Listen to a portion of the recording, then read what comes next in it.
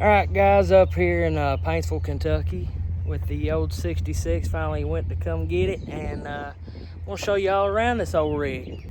It's old 1966 GMC, and you know, got 350 in it, got disc brakes and all the fancified stuff. Went ahead and opened this window. That was an act of Congress.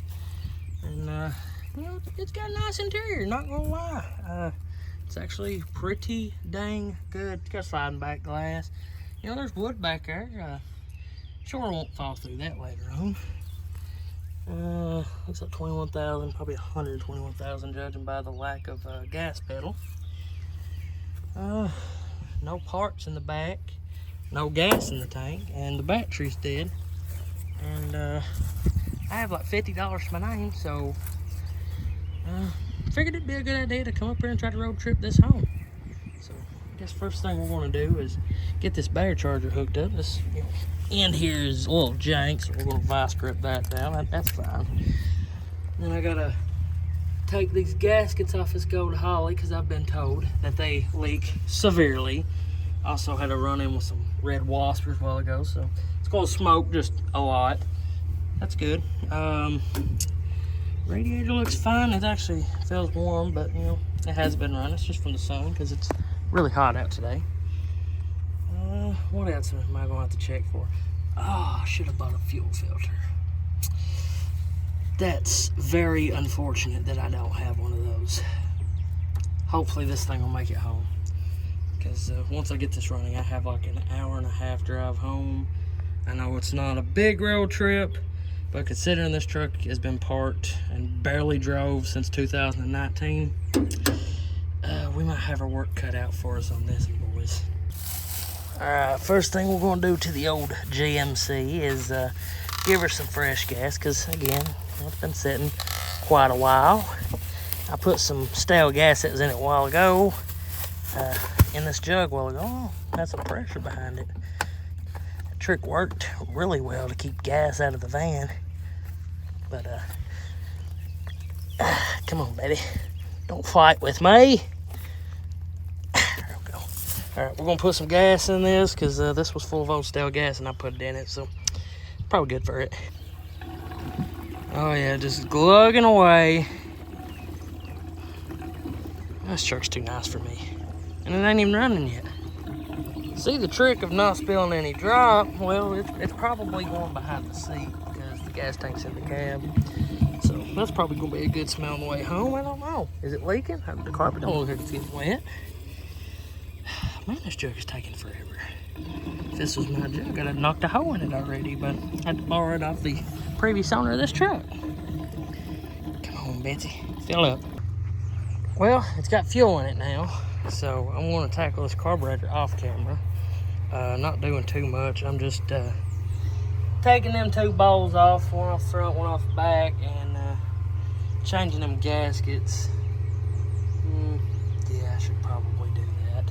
As much as I don't want to, because I'd rather not burn it down. I drove this like, so I think it was like probably a year ago, and I noticed the oil pressure was really low with that junky gauge, so I put this one in it. Now, we're sitting at right below 50. Perfect. Okay, I thought it was going to idle. I got to adjust that carb, so. All right, good to know. We have oil pressurage. That gauge is a little wonked, but give or take 5 psi, 10, whatever. Well, it's good because it was showing 0, and also I flushed some crap out of the line.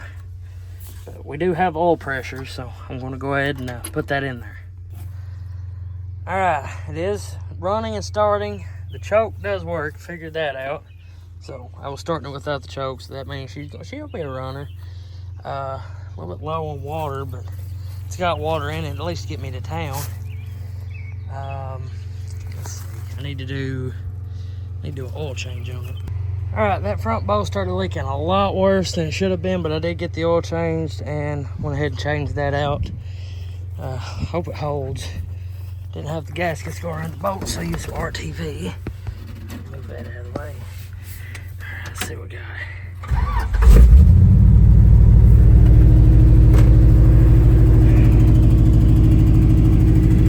Yeah!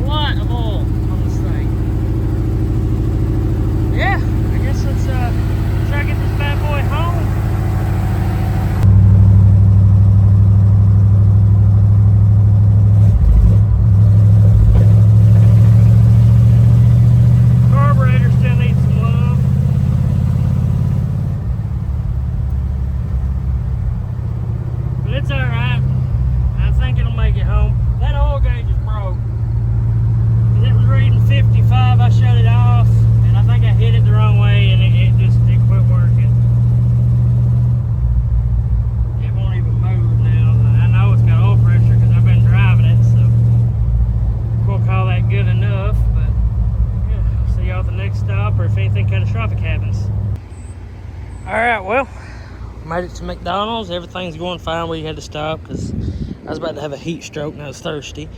I don't know what has been going on, but they need to start learning how to make these again because these things are trash. I'll show you going down the road. It's the second one I've changed. The first one was bad, changed it. The second one was bad. It worked at first and then it broke, so yeah, and it was the same brand as this one, so I don't expect much from this one. This one also came out of the S10 and has been through around. I'm actually surprised this one works, but it is, so when I get on the road and stuff, I'll get a video of it. Alright, so that gauge does read low. First gear. That gauge does read about 15 pounds low, but the fact that it's showing I've got oil pressure is just making me happy. But that came out of the S10. I know it reads 15 pounds low because I changed it with a new one for the S10 before I sold it, and you know, it read right.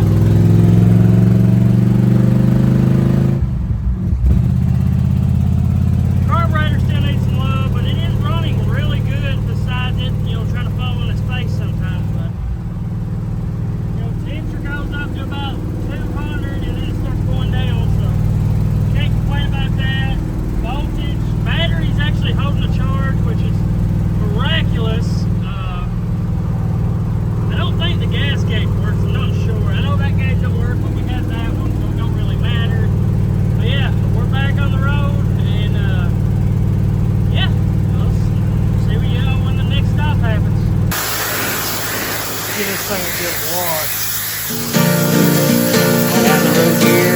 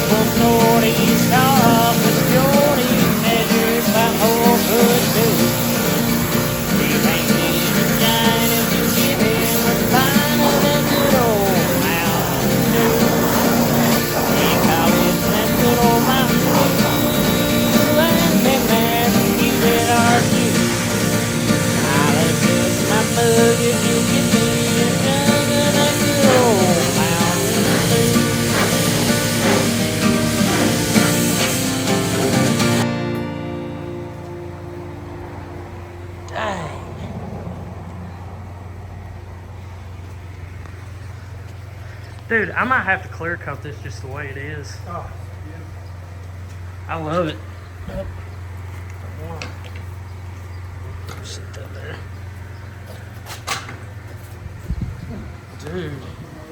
Dude, the tailgate looks 100 times better. Oh yeah, it's actually red. It was green and black, and now all I gotta do is wipe that dash down. Dude, how much water got in the inside? Well, the seat's dry. That's good. Yeah. Okay, well, the door seals are good. Door's good and dry. I ain't got a little, got on the inside of the window just a hair, but I mean, I sprayed it with everything it had to come through the back. It's a 66. No? Yeah, it's a 66, dude. I mean, I can't complain too bad. I'll put my license plate back in there.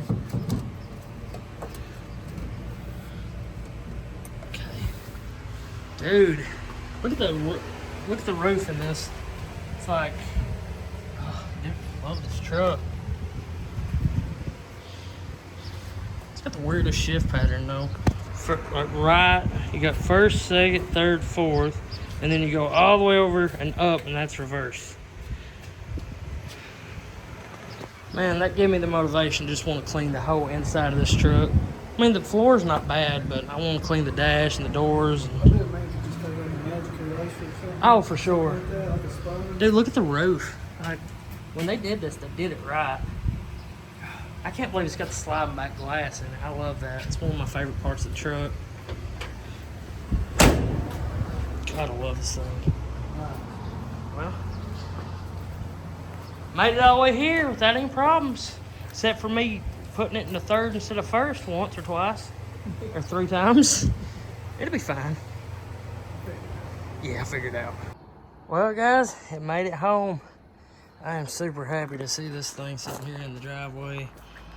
And just, man, this thing has been a long time coming. Y'all have no idea what I went through to get this thing. But it is finally home. Give it a little look on the inside here. Oil pressure gauge did hold out. Thank you, God. Temperature gauge is working, voltage gauge. I do have to rev it up a little bit to excite the alternator to get it to work, but that's fine. The choke kind of sucks. Also, I have zip ties right here. Sorry, right here to zip tie this out of my way, because God knows that is so irritating just to have that in the way all the time. So also I want to try and heat this, bend it that way, and then bend it up, because it's hitting my leg. I'm a little tall, and that's just kind of annoying. Sound system on this thing is actually really good. I'm glad they did that. Also, I still have my vent, which is amazing. That's shut. That's open. Got a little bit of wiring to do, you know, some cleaning to do. You know, again, this truck did sit, but you know, everything's good. These tanks, it's kind of hard to tell if it's old or been replaced, just because they're inside the cab. They're not bad for rusting. So one spot I do want to take a look at is right up through there. It's not leaking. This is like double layered and stuff. Water gets trapped in behind there. Honestly, I might just grind it off and leave the holes, just for the simple fact of it needs to be able to drain. If you find one of these that ain't rotted out, it's very rare. And if you do, you might want to drill a few holes for it to drain, because it will do that. But, you know, I don't have headlights. I do have signal lights, strangely enough. But, yeah, it's the end of our little trip. I'm happy that y'all can come along with me and see this whole adventure. I'm just so thankful to have this thing home. Y'all have no idea. It has been extremely tough to not have this here for me to work on, but love you guys. Thank y'all for watching. Yay, yay.